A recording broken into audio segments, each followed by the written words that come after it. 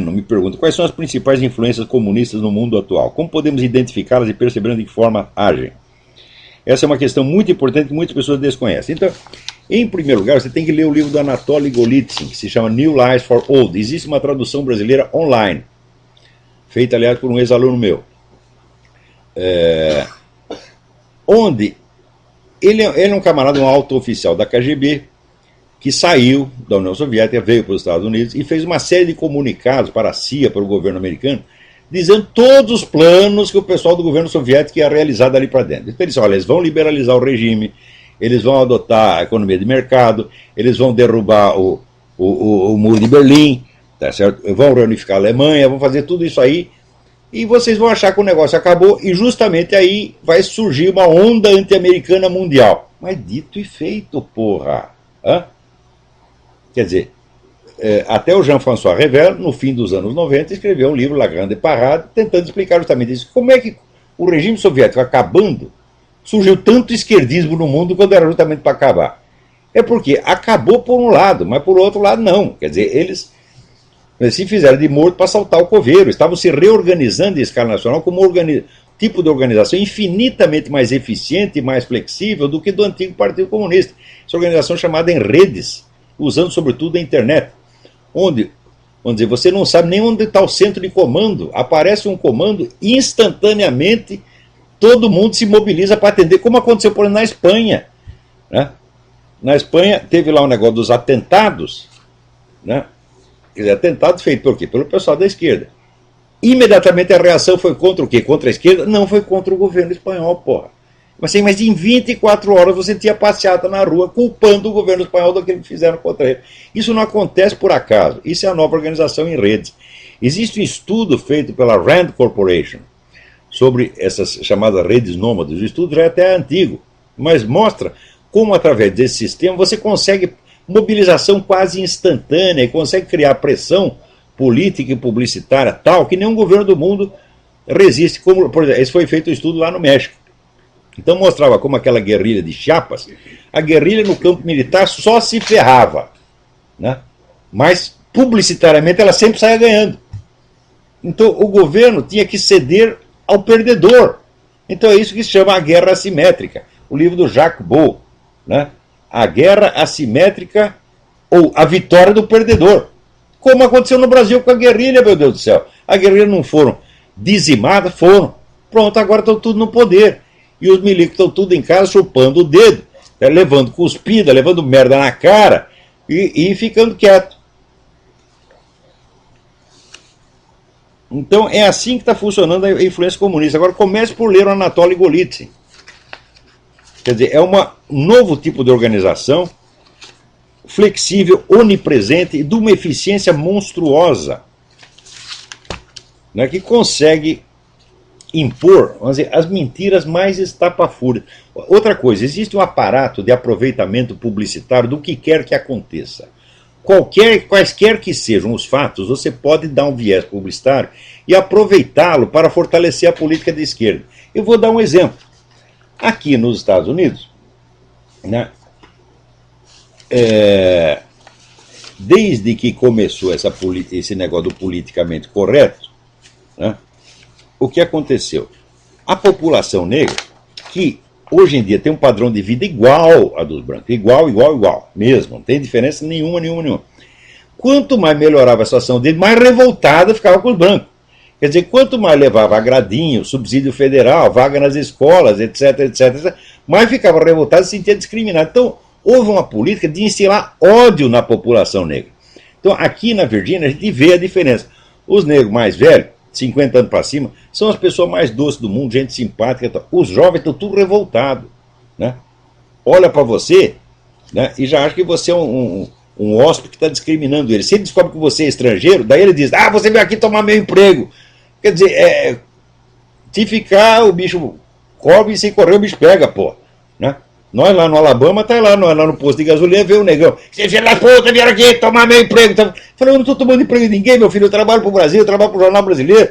Pô, né? Agora, você veja, aqui tem uma onda de espancamentos de brancos por negros. É um negócio impressionante, tá certo? São casos e mais casos e mais casos. Isso acontece o tempo todo. Você veja aqui que 85% dos crimes interraciais são cometidos por negros contra brancos. É um negócio monstruoso. Né? Os outros têm uma parte chicana, uma parte asiática, e aí sobra, assim, 10% são cometidos por brancos contra ou chicano, ou negros, etc, etc. Então, quer dizer, é uma onda de violência de negros contra brancos fomentada, tá certo, por engenheiros sociais, por gente que sabe o que está fazendo e que sabe como instilar ódio, tá certo? Bom, então acontece que no meio dessa onda, você, por exemplo, no YouTube, você abre lá, você tem dezenas de casos. Junta lá 5 negros para bater num branco, um negro grandão batendo numa menina. Está cheio desses casos. Não sai uma linha na mídia. Nada, nada, nada, nada, nada, nada, nada. É proibido dizer. O negro bateu no branco, isso não se fala. Ou só se fala, o cidadão bateu no outro, não diz a raça. Agora, se o branco bater no outro, bom, daí é crime racial. Acontece que no meio dessas pancadarias gerais, descobriram que uma das vítimas era transexual. Imediatamente, pá, sai no mundo inteiro, sai no Globo. Falei, transexual espancada no McDonald's, discriminação, perseguição. Quer dizer, no meio de centenas tem uma transexual. É evidente que ela não apanhou por ser transexual, porque eles já estão fazendo isso o tempo todo. Então,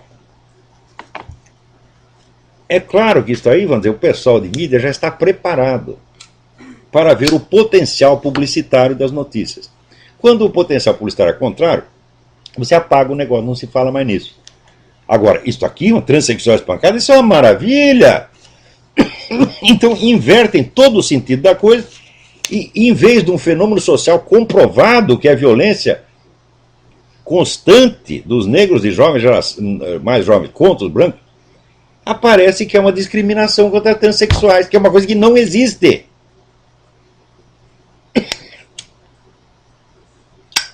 Agora, eu pergunto por que o pessoal de direita, o pessoal conservador, também não se organiza para isso. Ora, se eles exploram o potencial publicitário das notícias, não tem a obrigação de fazer a mesma coisa.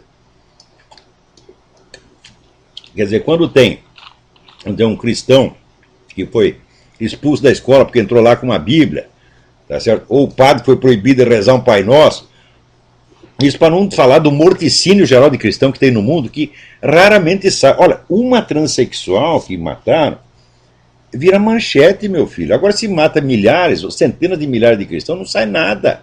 Vê se a matança de cristão na Costa do Marfim está sendo noticiado. Não. Então é uma coisa de uma desproporção monstruosa. E o pessoal conservador, dito de direita, não faz nada contra isso, absolutamente nada. O que vocês têm que fazer é usar a mesma coisa. Vocês têm que fazer, vamos dizer, a infiltração sistemática. Vocês têm que entrar nos órgãos de mídia, tá certo? E começar a botar os seus amigos lá dentro e usar todos os recursos que vocês têm para reverter esta situação. Por falar nisso, eu vou aqui ler para vocês um artigo que eu acabo de mandar para o Diário do Comércio, que trata exatamente disso. O artigo chama-se Questão de Honra. A imagem oficial dos combates travados entre os anos 60 e 70 no Brasil opõe, de maneira reiterada e obsessiva, os jovens guerrilheiros aos velhos generais, adolescentes românticos e entusiastas contra setentões endurecidos e carrancudos. O estereótipo instituído pela minissérie Anos Rebeldes, da Globo, 1986, tornou-se obrigatório em todos os filmes, romances, contos, novelas de TV e reportagens, ao ponto de arraigar-se no imaginário popular como uma cláusula pétrea da verdade histórica, a base infalível de tudo quanto se pensa, se crê e se sente daquele período histórico. O simbolismo aí embutido é autoevidente. A juventude representa a inocência, o idealismo, a esperança, a visão rósea de um mundo melhor. A velhice personifica o realismo cínico, a acomodação ao mal, o apego tacanho a uma ordem social injusta e caquética. No entanto, é claro que nada disso corresponde aos fatos. Veja os comandantes da guerrilha. Carlos Marighella era jovem, Joaquim Câmara Ferreira, o Toledo, era jovem, Jacó Gorender era jovem, e os soldadinhos das Forças Armadas que trocavam tiros com os terroristas nas ruas e nos campos eram anciãos? Como em todas as guerras, os comandantes dos dois lados eram homens velhos ou maduros, os combatentes em campo eram jovens. Sob esse aspecto, nada de novo se inventou no mundo desde os tempos homéricos. A deformação cronológica já basta para mostrar que a visão daqueles tempos, disseminada por empresas de mídia, artistas, escritores, editores, jornalistas e professores, é pura obra de propaganda. Propaganda tanto mais maliciosa e perversa, quanto mais adornada do rótulo autolisonjeiro de pesquisa histórica. Por mais documentos que se revirem, por mais entrevistas que se ouçam, não há pesquisa histórica quando as perguntas são sempre as mesmas e os aspectos antagônicos são sistematicamente evitados. Desde logo, as guerrilhas são sempre mostradas como fruto de uma reação ao golpe de 1964. Isso é absolutamente falso. As guerrilhas começaram em 1962, em pleno regime democrático, orientadas e subsidiadas pela ditadura cubana e ajudadas pelo presidente da República, João Goulart, de modo a articular, segundo a estratégia comunista clássica, a pressão de baixo com a pressão de cima, a agressão armada no subterrâneo da sociedade com a agitação política vinda das altas esferas do poder. Não foram concebidas no intuito de derrubar uma ditadura, mas de destruir qualquer governo democrático ou ditatorial que se opusesse ao plano de Fidel Castro de instituir um regime comunista no continente. Investiguem um a um os guerrilheiros, desde os líderes e planejadores até o último tarefeiro encarregado de vigiar os sequestrados.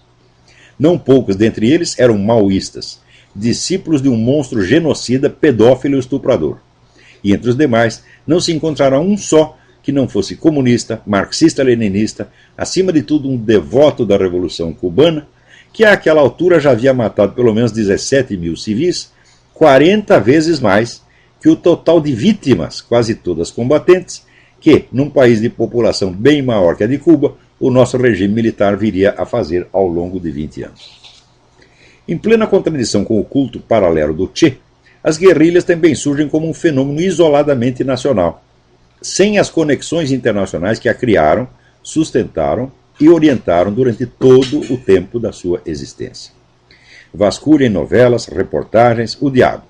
Raramente ou nunca encontrarão referência a OLAS, a Organização Latino-Americana de Solidariedade, ancestral do Foro de São Paulo, criada nos anos 60 pela KGB e por Fidel Castro, para disseminar na América Latina, aspas, muitos Vietnãs, fecha aspas, segundo a fórmula consagrada pelo teórico Régis Debray no livrinho Idiota, A Revolução na Revolução, que os nossos guerrilheiros liam como se fosse a Bíblia.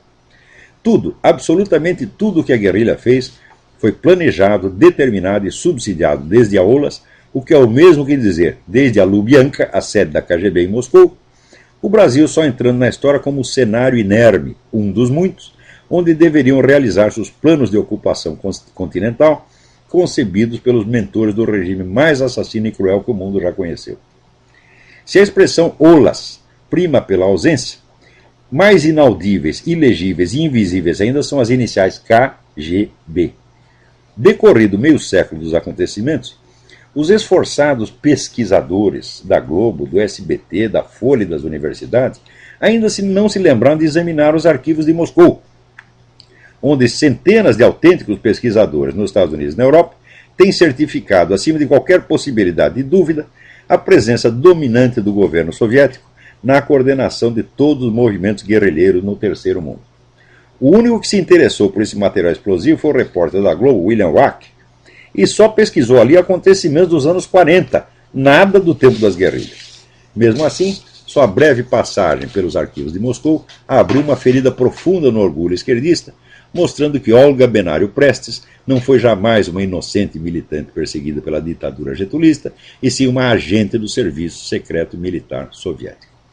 E note bem, quando ela foi devolvida à Alemanha, todo mundo diz, não, isso aí foi antissemitismo do governo getulista.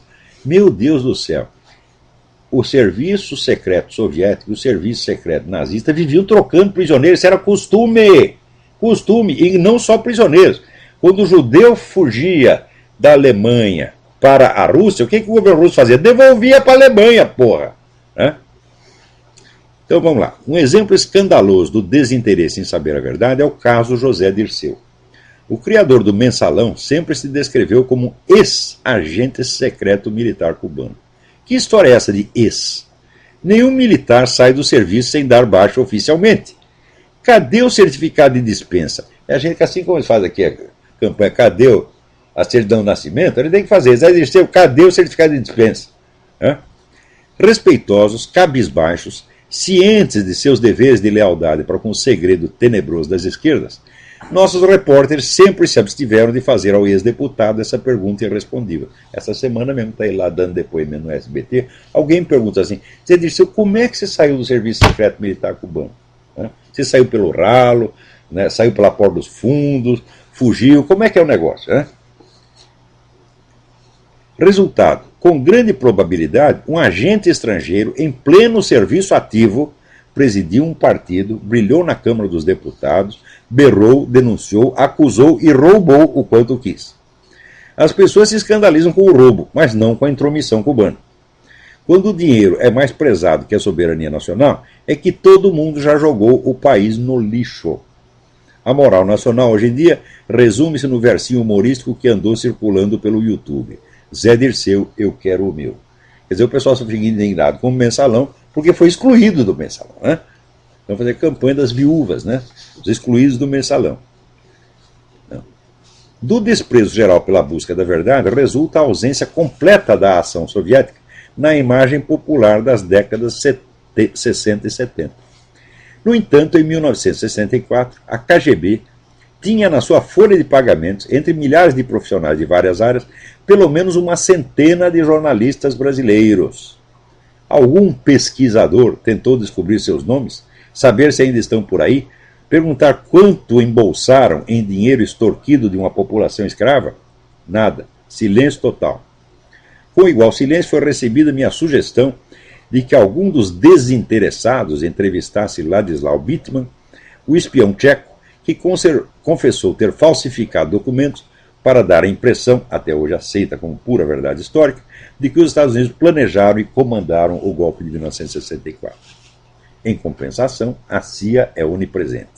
No imaginário popular, funcionários dessa agência americana pululavam no Brasil, espionando, comprando consciências, tramando a morte de inocentes comunistas. É por isso que ninguém quer entrevistar Ladislau Bittman. O chefe da espionagem soviética no Brasil lhes contaria que, na ocasião do golpe, a KGB, o maior serviço secreto do mundo, não conseguiu localizar um só agente da CIA lotado no país. Apenas um solitário homem do FBI, o único nome que sobrou para ser usado naqueles documentos forjados. De um só lance, rolariam por terra bibliotecas inteiras de teoria esquerdista da conspiração, ração diária servida aos cérebros inermes de milhões de estudantes brasileiros. É vexame demais. Ocultar essa parte da história é uma questão de honra. Então aí está, isso que está acontecendo.